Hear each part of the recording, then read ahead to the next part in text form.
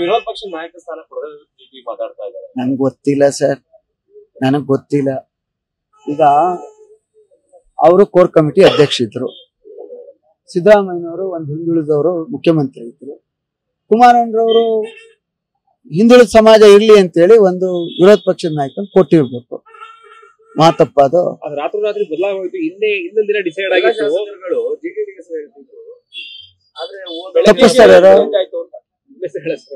ನಾನು ಶಾಸಕನೇ ಅಲ್ವಲ್ರಪ್ಪ, ನಮ್ಮ ಮಾತು ಕೇಳ್ತಾರೆ ಅಲ್ಲ, ನಮ್ಮ ಮಾತು ಎಲ್ಲಿ ಬರ್ತದೆ? ನಾನು ಶಾಸಕರೇ ಅಲ್ವಲ್ಲ. ಅದೇ ನಿಮ್ಮಿಂದ ನನ್ಗೆ ಗೊತ್ತಾಯ್ತೈತೆ ನಾನು ಅಷ್ಟು ಪಕ್ಷದಲ್ಲಿ ಬಲಿಷ್ಠ ಇದ್ದೀನ ಅಂತ ಒಂದ್ಸತಿ ನೋಡ್ಕೊತೀನಿ. ನೋಡ್ರಿ, ನಾನು ಹೇಳ್ತಾ ಇದ್ದೀನಲ್ಲ, ದೇವೇಗೌಡರು ಸಾಹೇಬರು ಅವ್ರ ಜೊತೆ ಮಾತನಾಡಿ ಪ್ರಚಾರಕ್ಕೆ ಕರೆದಿದ್ದಾರೆ. ಇನ್ಯಾರು ಕರಿಬೇಕು? ನೀವು ದೇವೇಗೌಡ ಸಾಹೇಬ್ರ ಜೊತೆ ಮಾತಾಡಿ. ದೇವೇಗೌಡ ಸಾಹೇಬ್ರು ಕೇಳಿ, ದೇವೇಗೌಡ ಸಾಹೇಬ್ರು ಕೇಳಿ ಅನ್ನಲ್ಲ, ದೇವೇಗೌಡ ಸಾಹೇಬ್ರನ್ನ ಫೋನ್ ಮಾಡೋರ ಇಲ್ವಾ ಅಂತ ಅವ್ರನ್ನ ಕೇಳಿ. ನಾನು ಹೇಳಿದ್ನಲ್ಲ ನಿಮ್ಗೆ, ನಾನು ಈಗಲೂ ಹೇಳಿದ್ದೀನಿ, ನಾನು ಹಿಂದೆನೂ ಒಂದ್ಸಾರಿ ಡೈರಿ ಎಲೆಕ್ಷನ್ ಹೇಳಿದ್ದೆ. ನನ್ನ ಕ್ಷೇತ್ರದ ಜನ MLA ಮಾಡಿದ್ದಾರೆ, ನನ್ನ ನಾಯಕರು ಮಂತ್ರಿ ಮಾಡಿದ್ದಾರೆ. ನಾನು ಏನ್ ಕೆಲಸ ಮಾಡಬೇಕು ಪ್ರಾಮಾಣಿಕವಾಗಿ ನನ್ನ ಶಕ್ತಿ ಮೀರಿ ನಾನು ಋಣ ತೀರಿಸಿದ್ದೀನಿ. ನನ್ನಿಂದ ಏನಾರ ಅವ್ರಿಗೆ ತೊಡಕಾಗದಾದ್ರೆ ನಾನು ಲಾಸ್ಟ್ ಟೈಮು ಹೇಳಿದ್ದೀನಿ, ಚಾಮುಂಡಿ ಬೆಟ್ಟಕ್ಕೆ ಬರಲಿ, ನಾನು ಸಾರ್ವಜನಿಕ ಜೀವನಕ್ಕೆ ಗುಡ್ ಬೈ ಹೇಳ್ತೀನಿ, ಯಾವ ಚುನಾವಣೆಗೂ ನಿಲ್ಲಲ್ಲ, ನಾನು ಬದುಕಿರೋವರೆಗೆ ಕುಮಾರಣ್ಣನ ಜೊತೆ ಇರ್ತೀವಿ.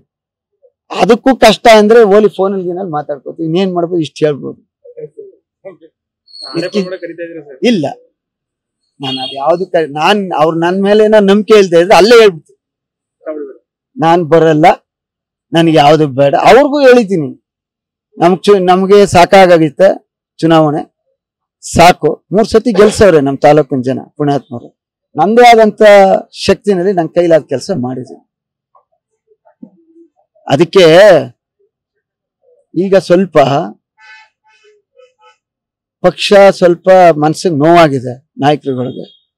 ಇದೆಲ್ಲವನ್ನ ಯಾವತ್ತು ಮಾತಾಡಿದಾರೆ? ಇವತ್ತು ಮಾತಾಡಿದಾರೆ.